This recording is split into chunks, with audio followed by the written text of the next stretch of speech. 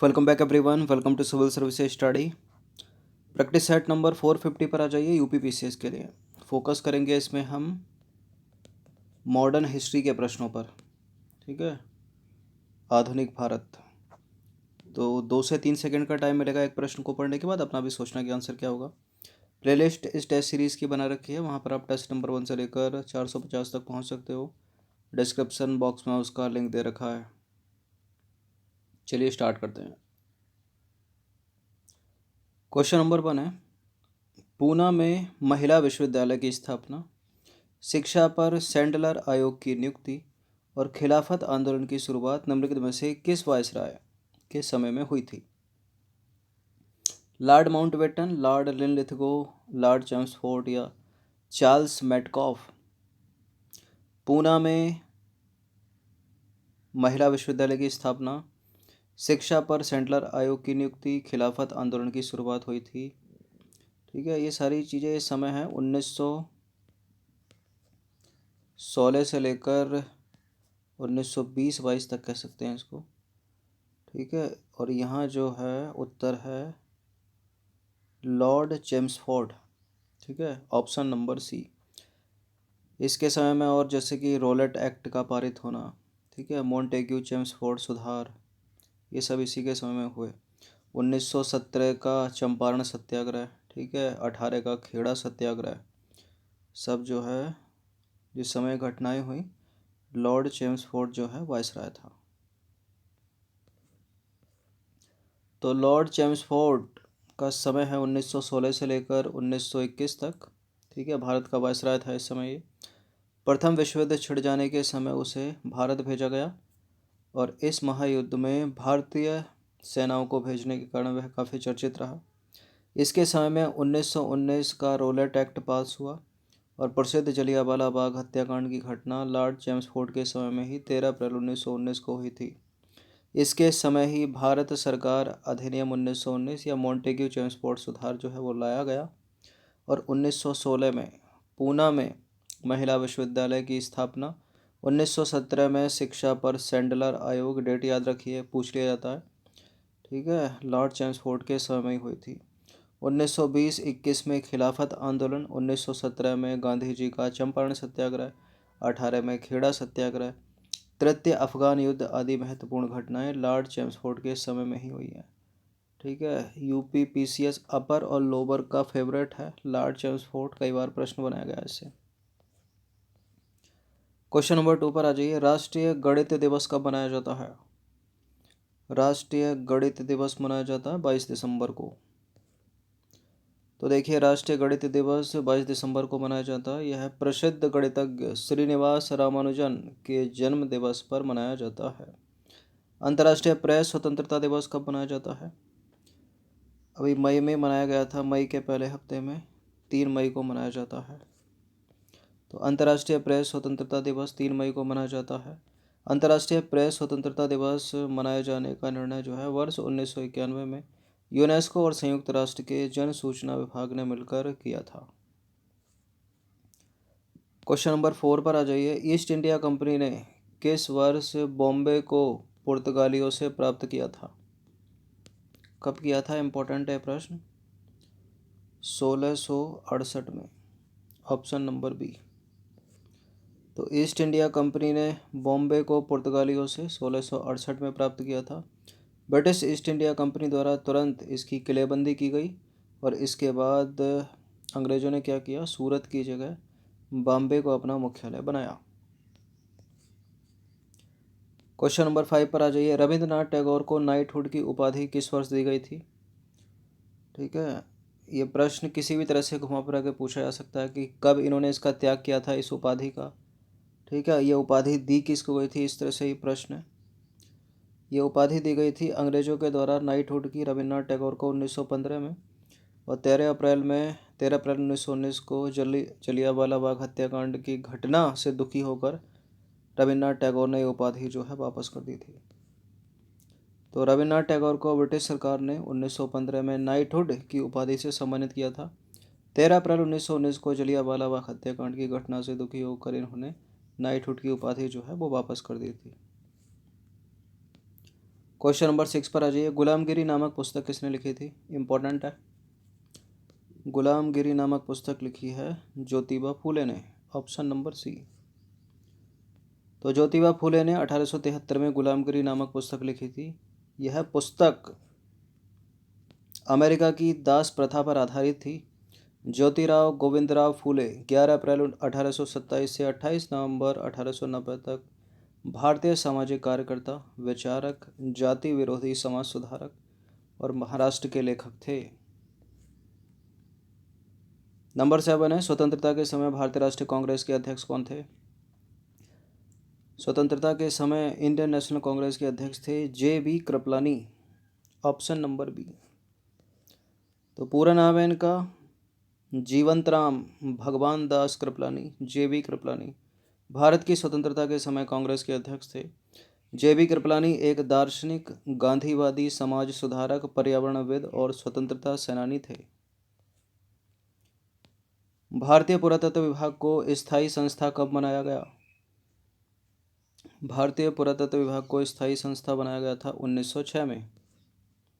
तो भारतीय पुरातत्व विभाग की स्थापना हुई थी 1861 में।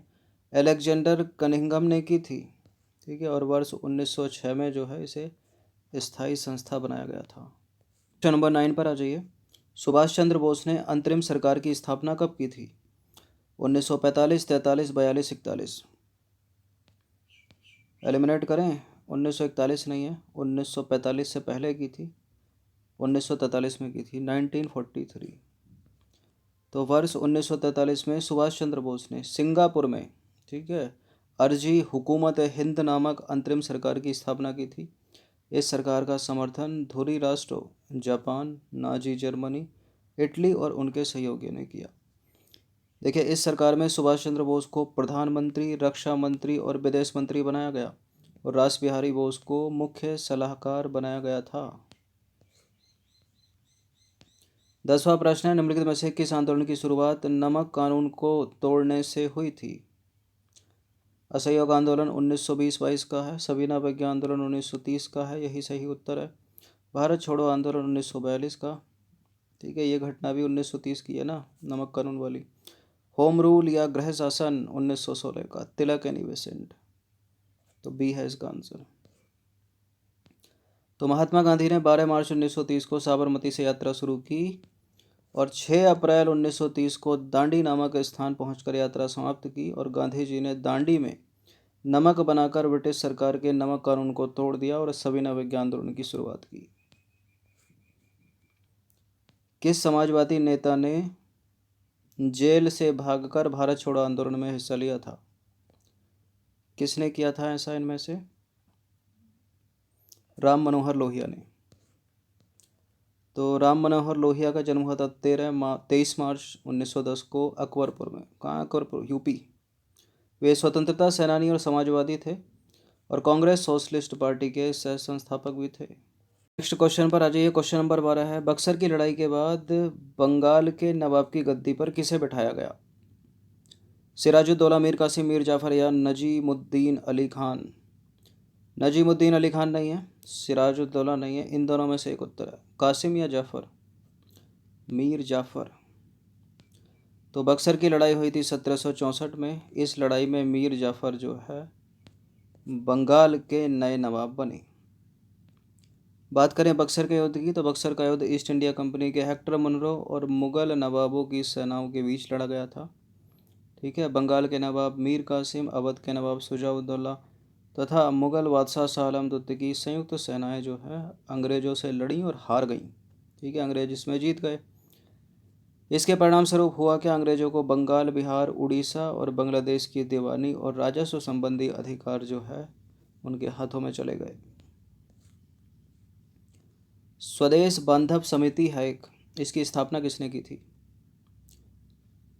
स्वदेश बांधव समिति की स्थापना किसने की थी? अश्वनी कुमार दत्त ने।